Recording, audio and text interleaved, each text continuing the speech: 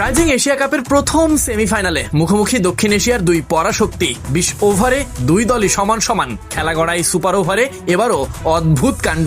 ভারতীয়রা all out হয় 0 রানে, টাইগাররা হেসে খেলে ফাইনালে।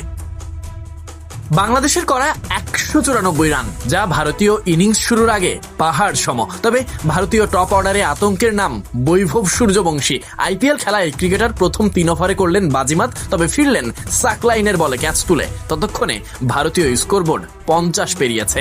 ভারতীয় ব্যাটারদের চাপে ফেলে টাইগার পেসাররা হাল ধরে। দ্বিতীয় উইকেট তুলে নেন আবু হায়দার রনি। প্রিয়ান্স এর ইনিংস ততক্ষণে ভয় জাগিয়েছে, তবে তাকে ফেরালেন বাহাতি স্পিনার রাকিবুল। টালমাটাল ভারতীয় ব্যাটাররা, তবে লাগাম পেয়েছে টাইগাররা।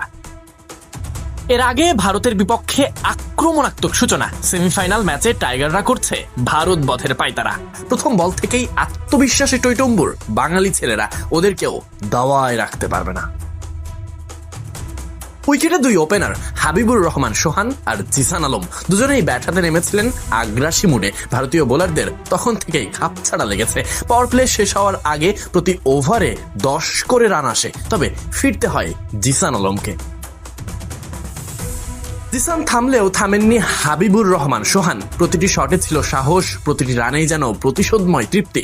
স্টেডিয়ামের গ্যালারি তখন হাততালি আর উল্লাসে ফেটে পড়ছে, আর ড্রেসিং রুমে বিরাজ করছে এক অন্যরকম উদ্দীপনা। হাবিবুরের শার্প টাইমিং আর জিসানের ফ্রি ফ্লোয়িং স্ট্রোক মেকিং ভারতীয় বোলারদের বারবার ফেলেছে ব্যাকফুটে। তবে এমন ঝোড়ো ব্যাটিং এর মাঝে আবরারের স্লো মোশন ব্যাটিং খানিকটা বিপাকেই ফেলেছে। 10 ওভার শেষে স্কোরবোর্ডে 85 রান।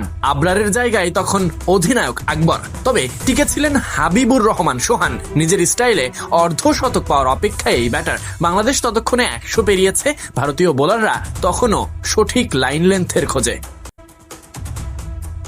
রাইজিং স্টার্স এশিয়া কাপে সোহানের নামের পাশে সবচেয়ে বেশি ছক্কা। একই সাথে এই ম্যাচে অর্ধশতক পেরিয়েছে ছেলেটা। বাংলাদেশ খুঁজে পাচ্ছে তরুণ সব হার্ড হিটার পারফর্মার। অধিনায়ক আকবর ফিরলে আসেন আবু হায়দার। উইকেটের অপর পাশ আগলে রেখেছেন হাবিবুর রহমান। 100 পার হতেই টাইগার স্কোরবোর্ডে রান রেট কমে গেছে। ফিরে গেছেন আবু হায়দার। ক্রিটিক্যাল স্ট্যাম্পিং এ মেহরাব। বাংলাদেশ তখন মাঝারি সংগ্রহের পথে গুটি গুটি পায়। আম্পায়ার্স রিভিউতে সুযোগ পেয়ে মেহরাবের ঘুরে দাঁড়ানো মারমুখী স্টাইলে। এদিকে শেষের দিকে যোগ্য সঙ্গী হলেন ইয়াসির আলী রাব্বি।